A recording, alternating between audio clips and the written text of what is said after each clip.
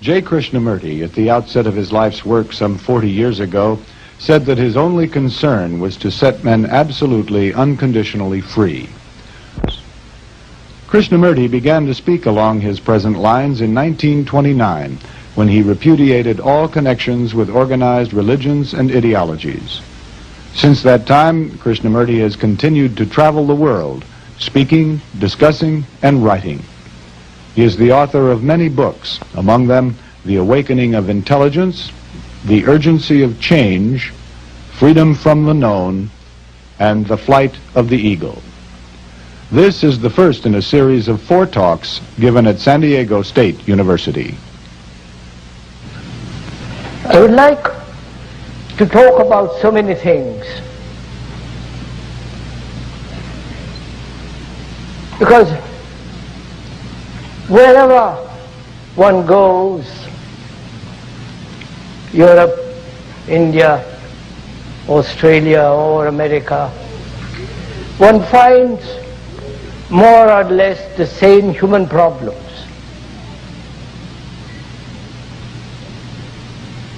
Most human beings in the world are so confused and living a contradictory life. They are thoroughly unhappy,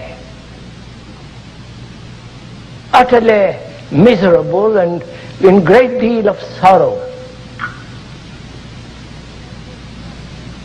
And one's life seems to be a battlefield from the moment you're born till you die.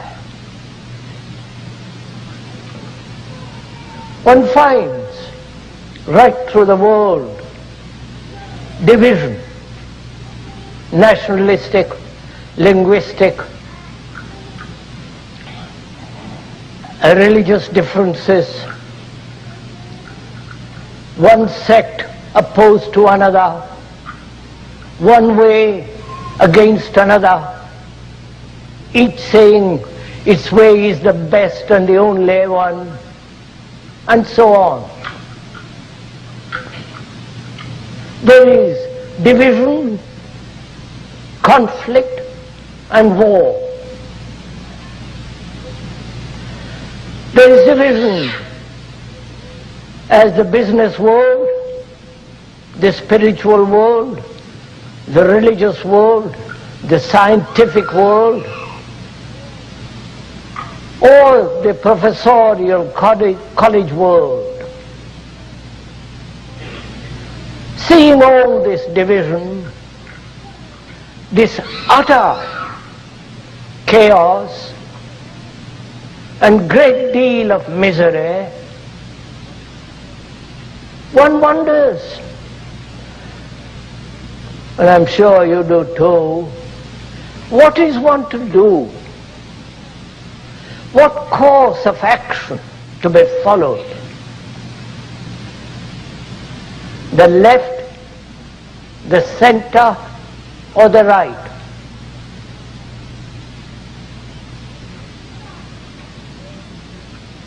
Or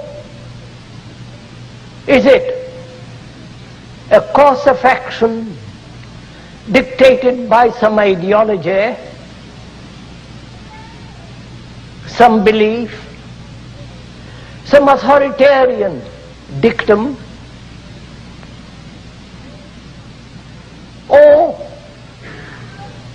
must one follow a course of action that doesn't depend on any authority whatsoever, neither the left, the center, nor the right, or any guru, any teacher, any priest, or follow any organized religion, Catholic, Protestant, what you will, but follow one's own inclination, tendency, or follow one's own experience and knowledge. Self-reliant, confident, and purposeful.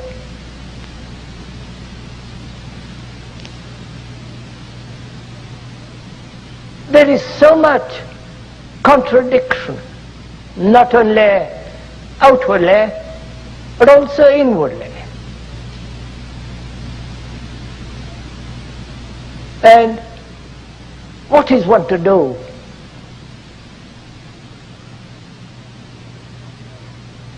And I'm sure you must have asked this question many times. The more serious one is, the more earnest, and not seeking entertainment, one must have really deeply asked this question, confronted by a world that is so chaotic, contradictory, divided.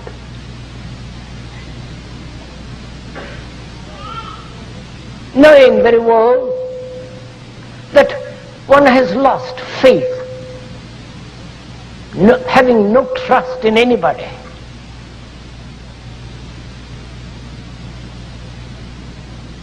No teacher, no professor, no priest or authoritarian utopia.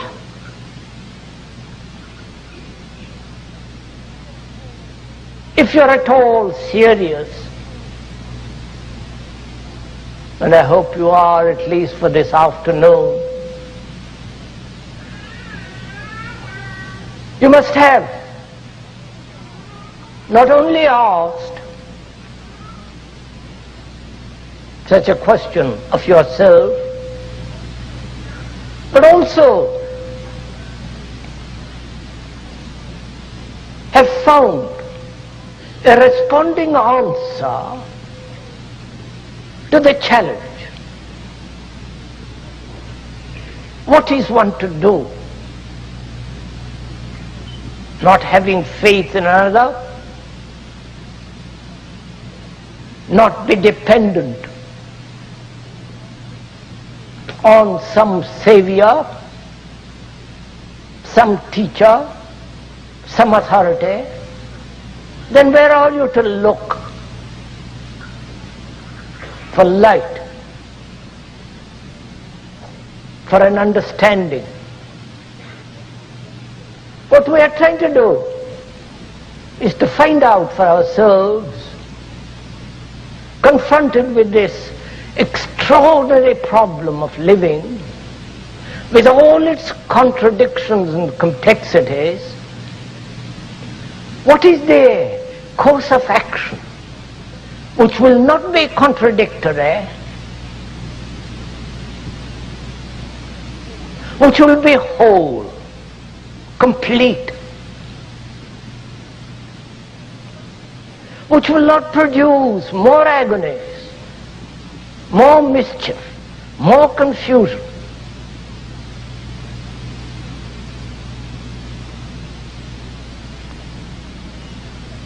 And to find that out is our problem. And I think that's the only problem in life.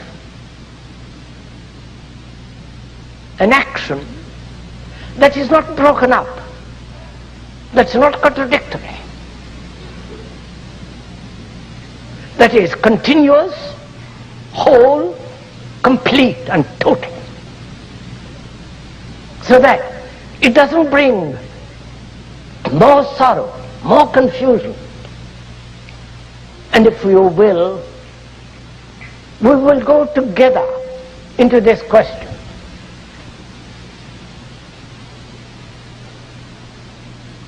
Bearing in mind that the speaker has no authority whatsoever.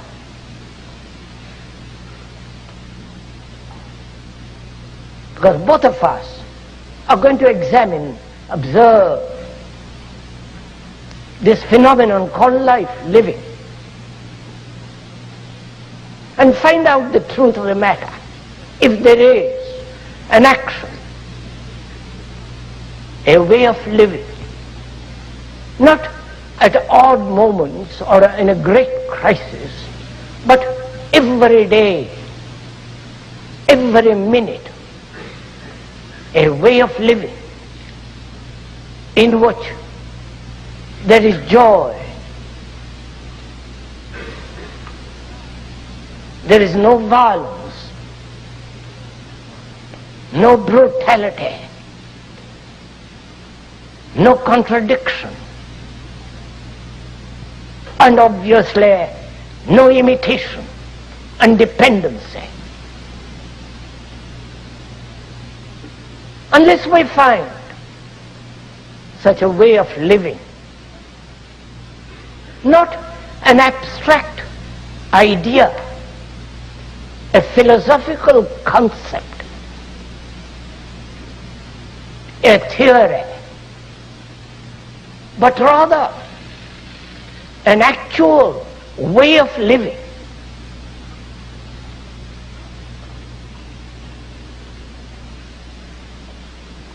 Whether there can be an action so complete, so whole, so completely non-contradictory,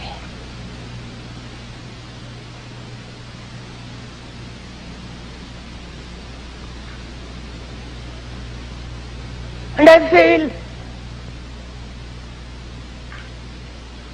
to live that way is the only religious way. None other.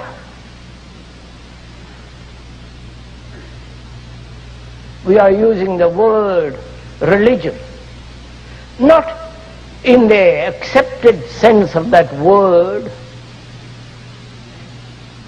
which is to believe in something.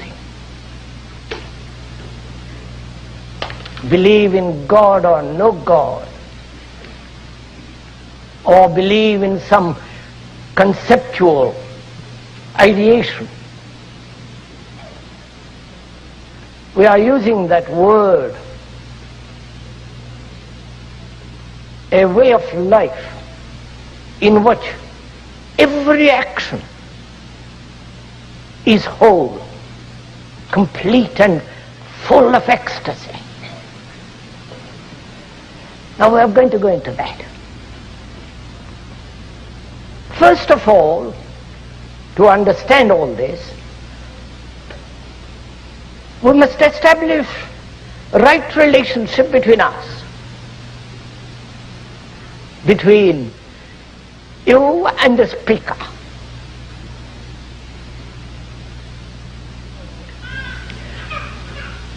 He is not teaching you in the ordinary sense of that word, giving you what to say, telling you what to do. The word teach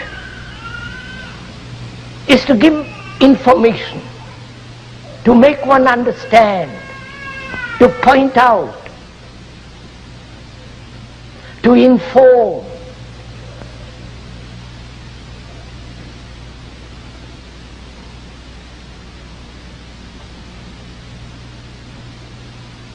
And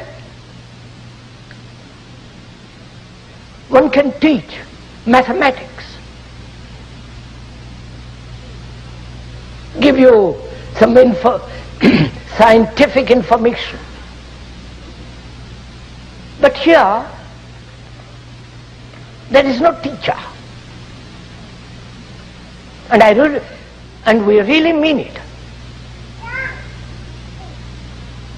Because each one of us has to be his own teacher and his own disciple.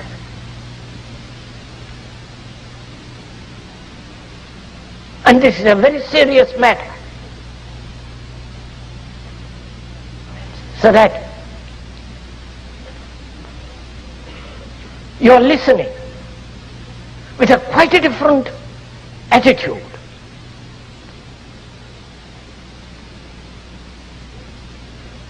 You're listening to the speaker, to the words he's using, and understanding those words, watching through those words, all your own reactions and responses and conditioning.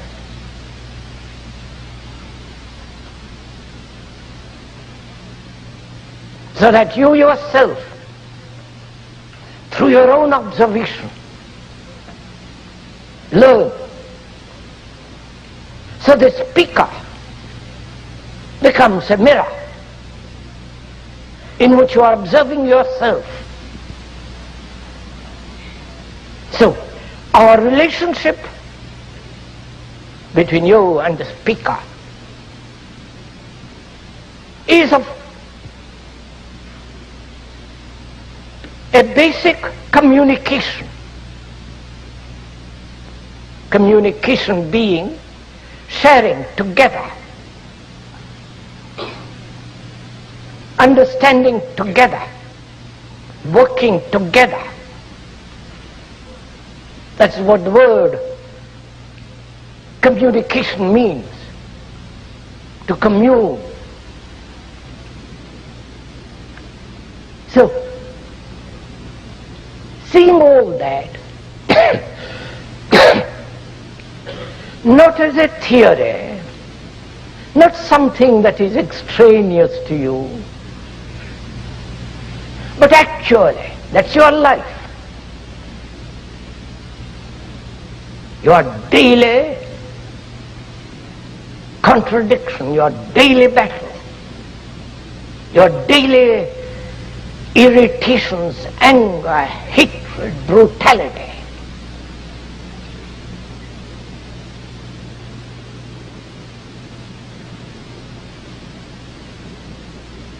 And to say, if all that can end, so that we can live a quite a different kind of life, a life that is free, a life that doesn't bring through action misery, a life that is really, completely, totally peaceful.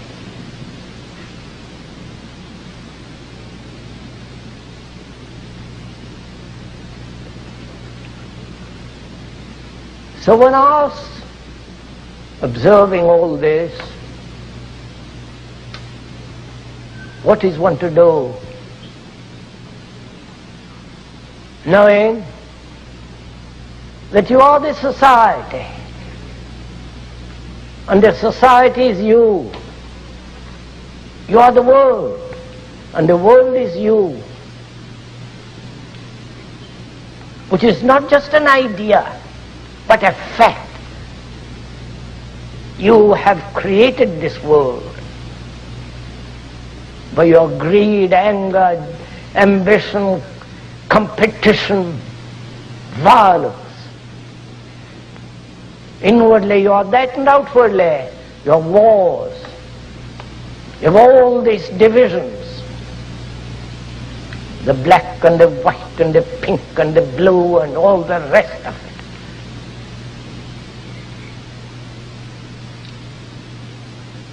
Prejudice, antagonism, brutality.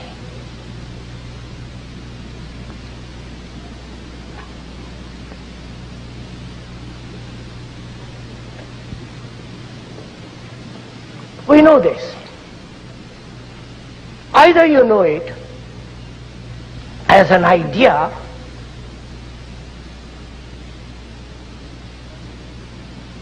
or you know it actually.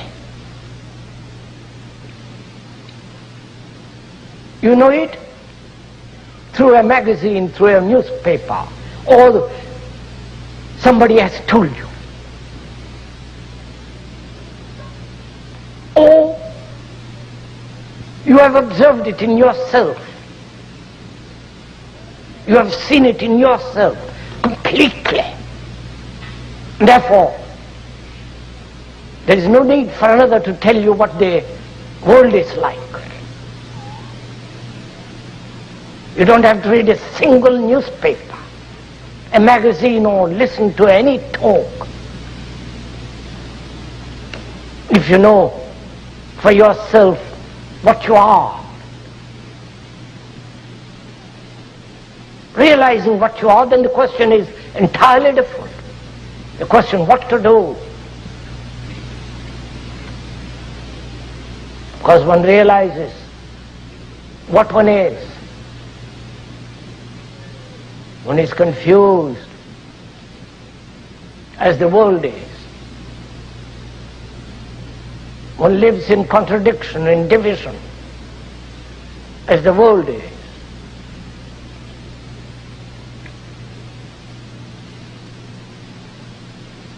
And without understanding oneself,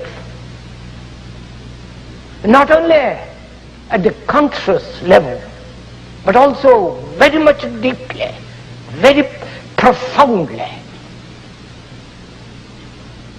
unless there is this understanding, not according to some analyst, Freud, Jung, or your own particular pet analyst, but to understand yourself as you are. And in the understanding of that, the question of what you are to do becomes entirely different. Because now you are putting the question in relation to the world as though it was something outside of you.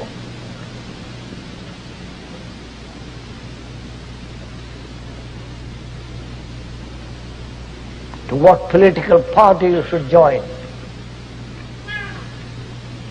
to what group, the pacifists and so on, to what group, to what section. So you are putting the world as something outside of you. But when one realizes, not verbally, not as an idea, but actually, when one realizes that one is the world,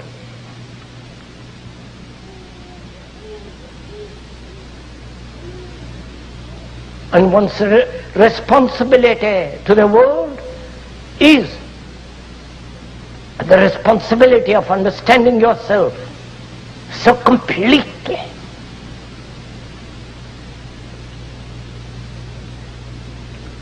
And then your question, what to do, has a quite a different meaning.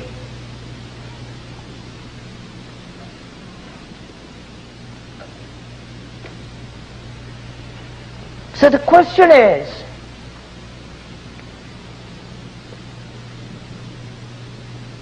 how to observe.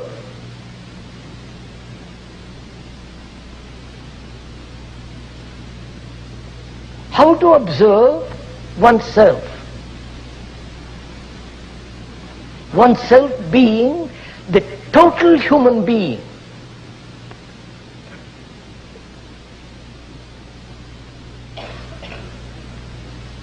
You are not an American, though you may have the label as the American. And a man coming from India may call himself an Indian with his particular label, with his particular superstitions and beliefs. But when you scratch or push aside all that, he is an ordinary human being like you and me, like a dozen others. So the question is, how do you observe yourself?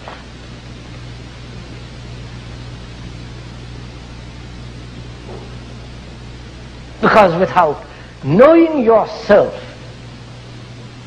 who is the world, not an individual. The word individual means a total entity, indivisible.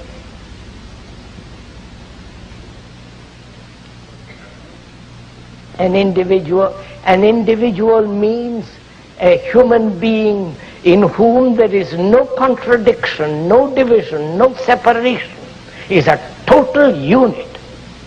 harmonious unit. That word, the individual, means that, indivisible. So we are not you are not individuals, you're all broken up, contradictory in yourself.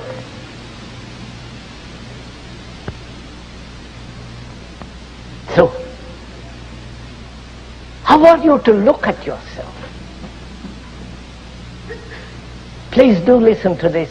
It's quite absorbing, this. It demands a great deal of intelligence. It's great fun.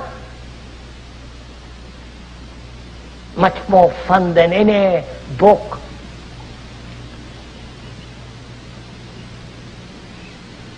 Than any religious entertainment. Than any philosophy. As we are broken up human beings in ourselves, contradictory desires,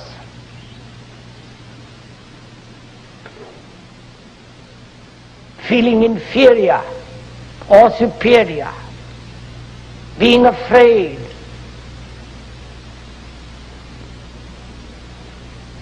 having no love, feeling lonely, fragmented, not only superficially but deeply. How are you to observe? One fragment, observe the rest of the fragments?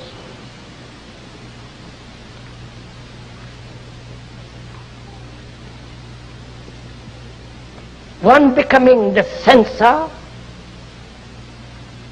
the examiner, the observer, watching over the rest of the fragments. And what gives him the authority over the other fragments?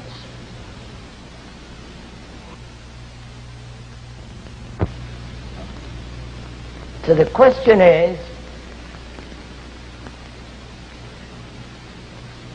who is the observer? And who is the censor that says, this I will do, this I won't do. This is right and this is wrong.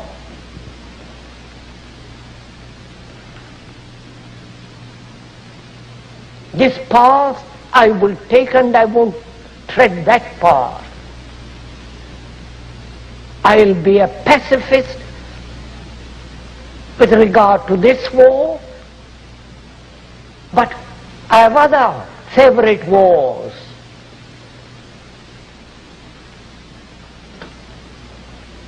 I will follow this leader and not that leader.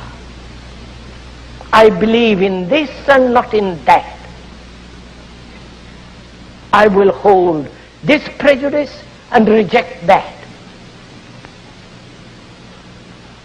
Knowing, if you have observed yourself, that you are a fragmented human being.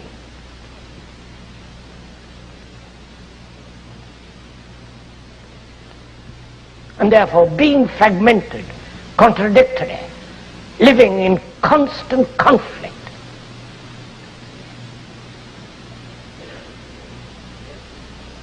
and knowing this conflict, one fragment of this many, many fragments takes charge, becomes the authority, the censor, and his observation must inevitably be contradictory. Right? I hope you're following all this.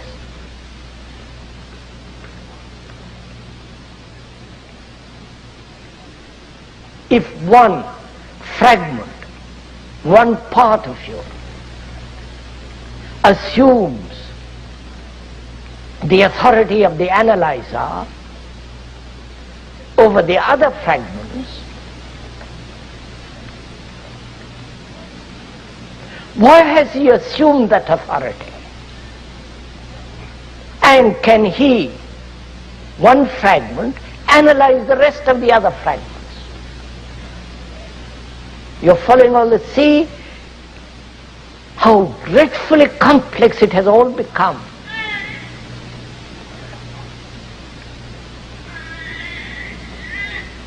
Whether you are analyzed by a professional or you analyze yourself, it is still the same pattern.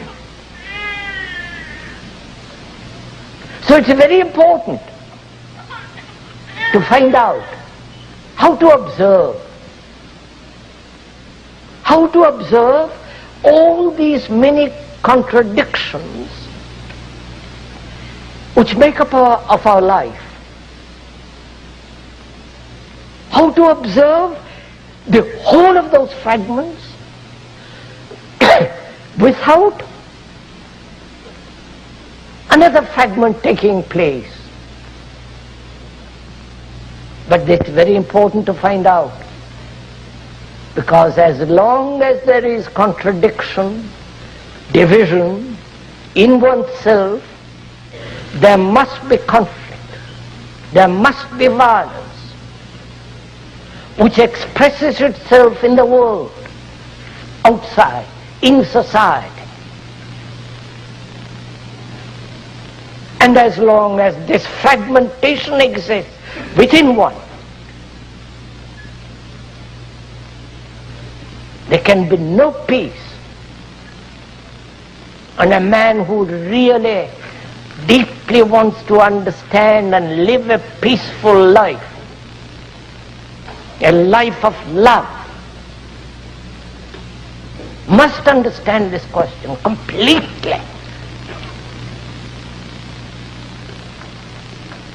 Therefore it's a very serious matter. Not just in afternoons listening to a few words. We are dealing with the whole problem of existence.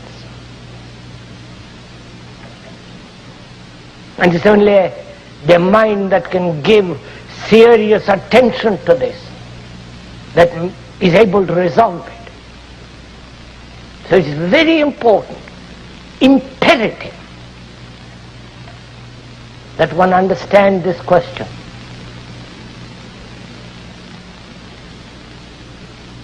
How do you observe?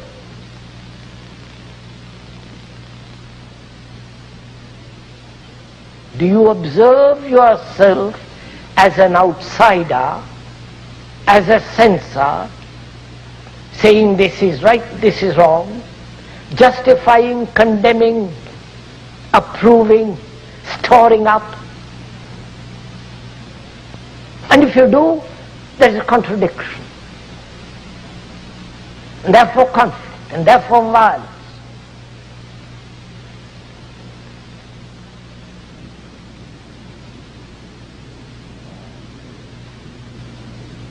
How do you observe? Do you observe through an image? When you observe a tree, do you observe with knowledge of that tree?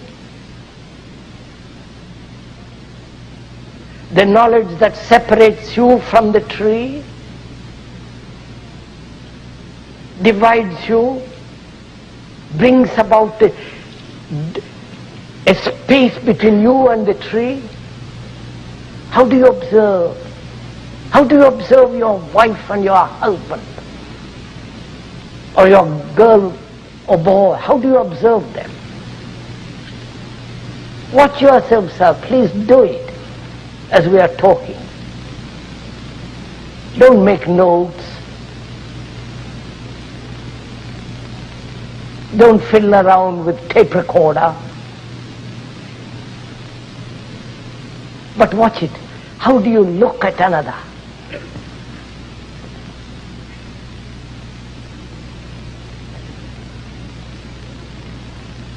Don't you look at another through the image you have built about the other?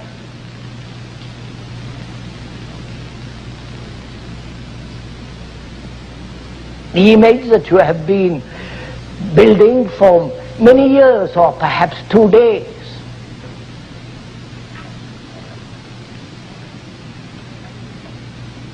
And the image becomes the observer. Right? Are you following this?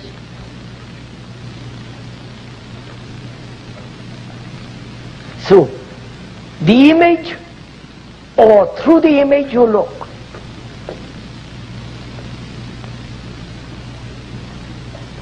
So the censor, the observer, is one of the fragments,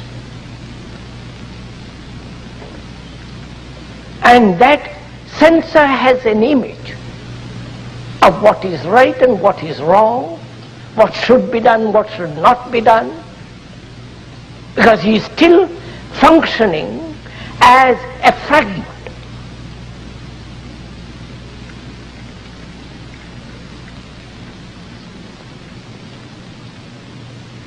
So the question from this arises whether one can observe without any fragment.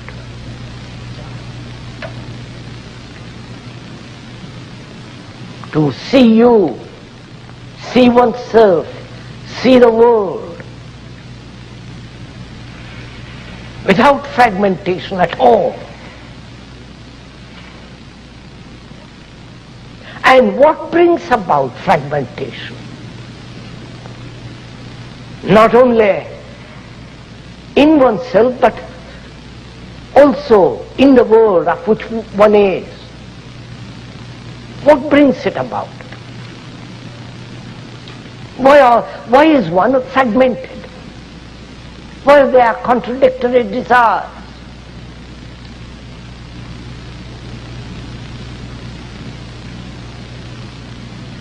Right?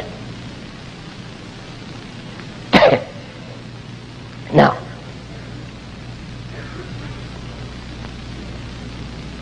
why is one violent?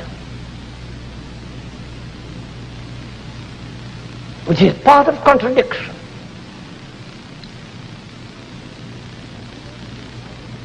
There are many causes why human beings are violent. Lack of physical space,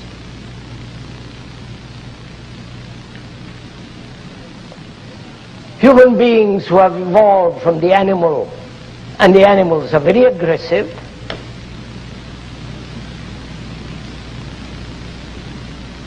and people love being aggressive.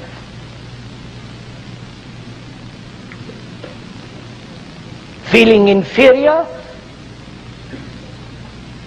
and they want to be superior. And so on. There are many causes. And most of us spend our time discussing the causes, explaining the causes. Each professor, each specialist, each writer, according to his conditioning, explains the causes. Volumes are written why human beings are violent. But at the end of the volume, human beings still remain violent.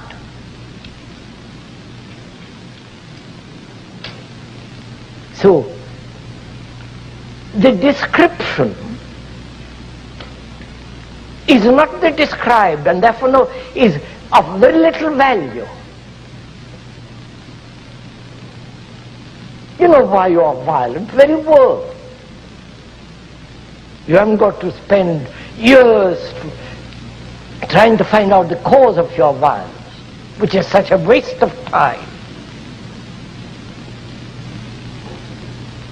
But to observe violence as it is,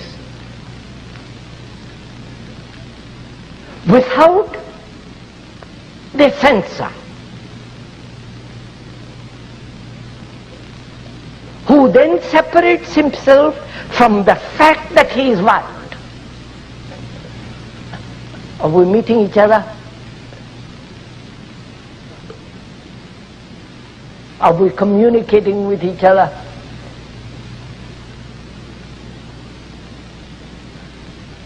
I'm not sure.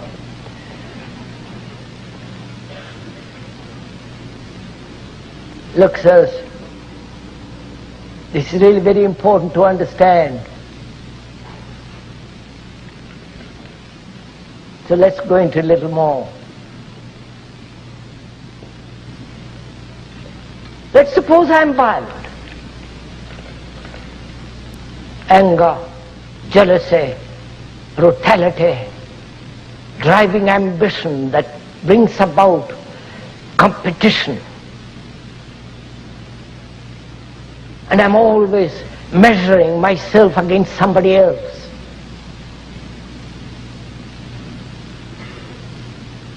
And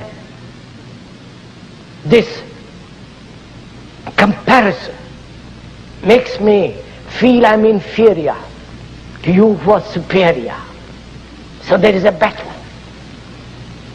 Violence. I know all that. Then I say to myself, I must get rid of this. I want to live at peace. Though I've lived for thousands and thousands of years as a human being, there must be a change. There must be change in society. However rotten it is, and it is. So I'll plunge into social work and therefore forget myself. And the social work and the society is me.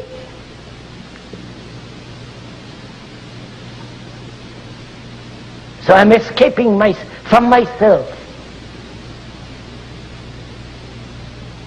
and realizing all the tricks the mind plays upon itself.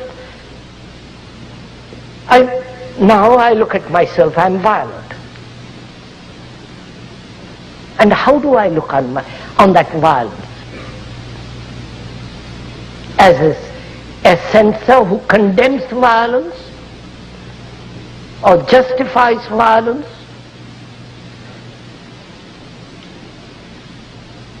or one who is not capable of dealing with that violence, therefore escapes from it? How do I look at myself, look at that violence? Please do it. Are you looking at it as an observer who is different from violence?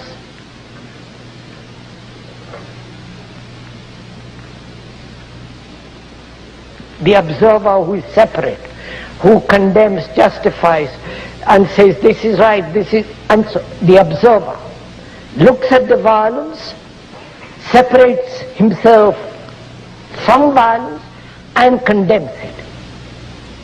Or is the observer the observed? The following?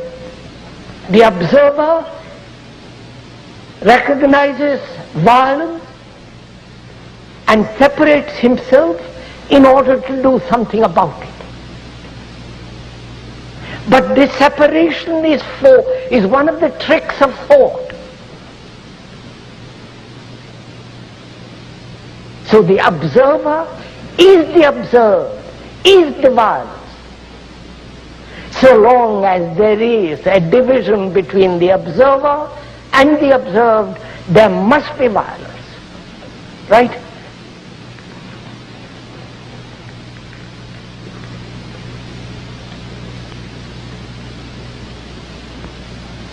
So when I realize that, not verbally, realize with my heart, with my mind, with my whole being,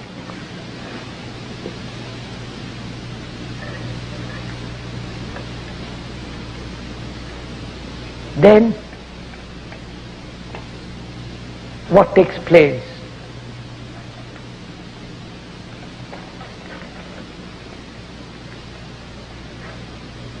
You understand my question?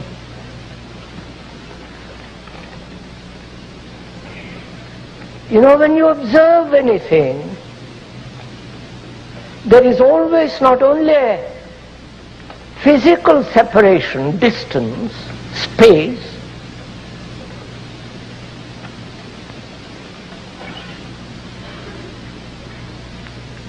there is also the desire to identify yourself with that which is beautiful, noble, and not identify yourself with that which is not. So identification is part of the trick.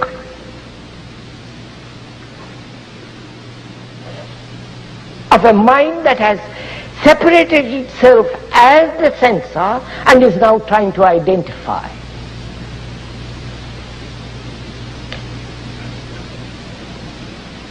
But whereas when the observer becomes aware that he is part of the observed, and he is,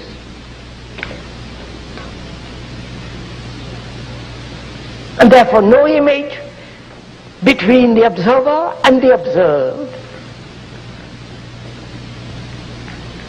then you will find that conflict completely comes to an end.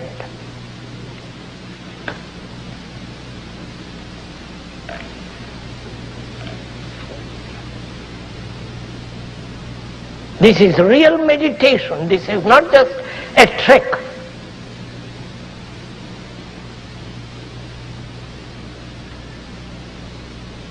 Therefore, it's very important, imperative, that one understand oneself deeply. Understand all the responses, the conditioning, the various temperaments, characteristics, tendencies, just to watch without the observer. We are meeting now to observe without the observer.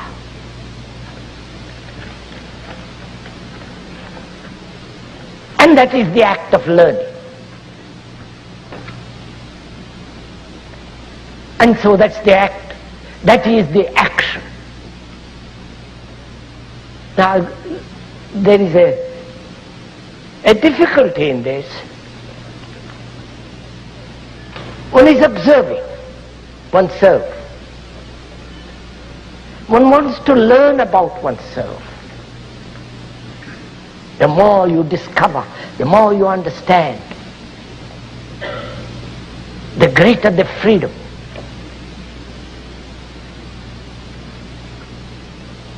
I'm using the word more purposely for the moment. The more is the comparative evaluation. I want to understand myself, learn about myself. In observing myself, please do this as the speaker is going into it. Do it actually. Don't take it home and think about it. Do it now. This is not a group therapy or a confession or all that nonsense. But watch yourself as we are working together. I want to learn about myself.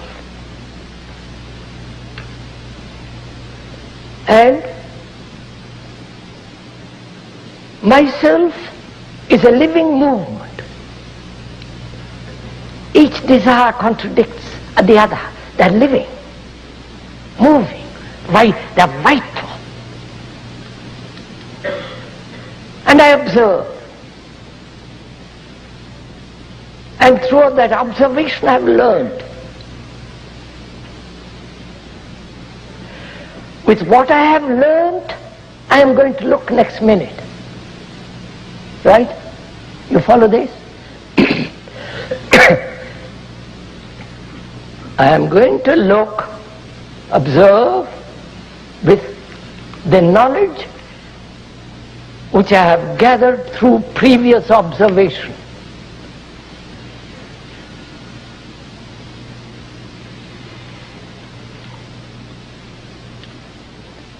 Am I learning? Is there learning then?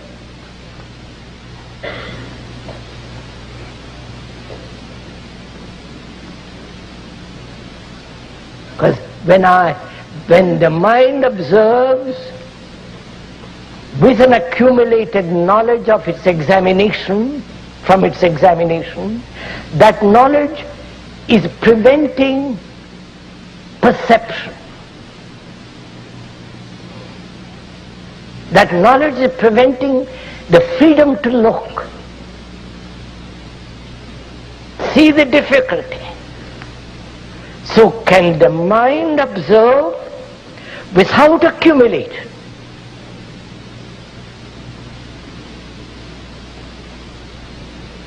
And the accumulation is the observer, is the sensor, is the conditioned entity.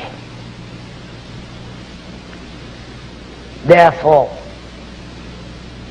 to look without accumulating, that is, look,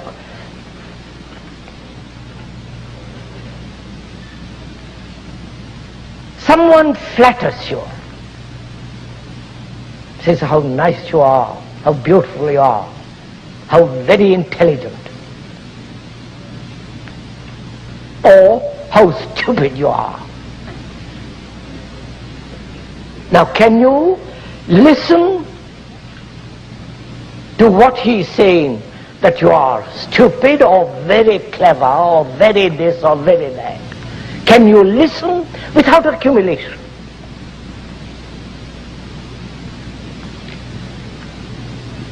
That is, without accumulating the insult or the flattery.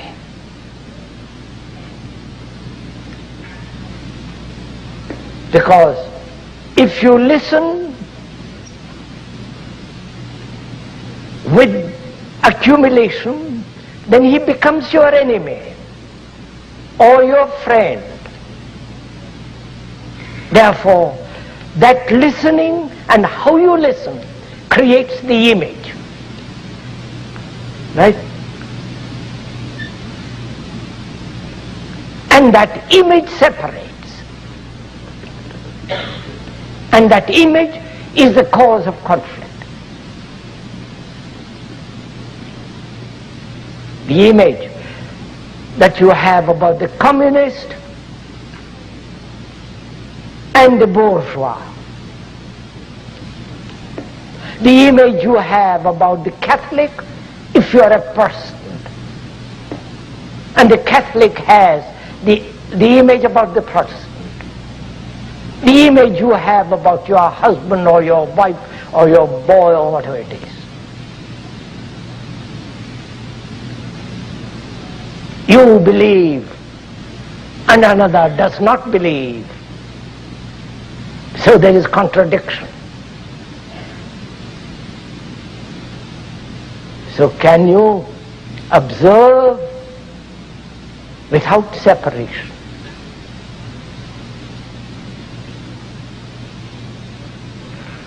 Can you observe at the moment of violence At the moment of your anger, without the censor, see how difficult it becomes if you're not aware at that moment. If you're not aware at that moment, you've already created the image.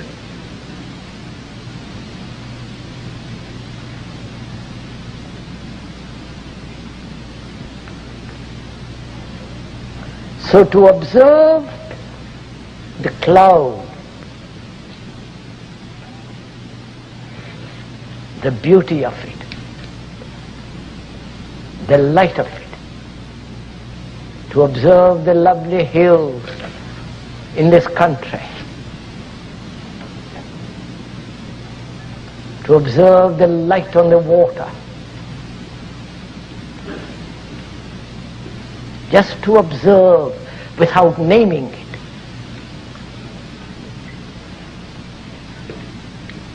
Because that the naming, the knowledge, the experience prevents the mind from observing totally. So when the mind can look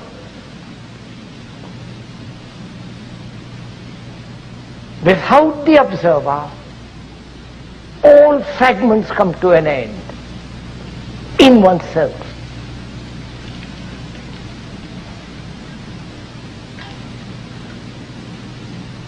And this is really very important to grasp, to understand.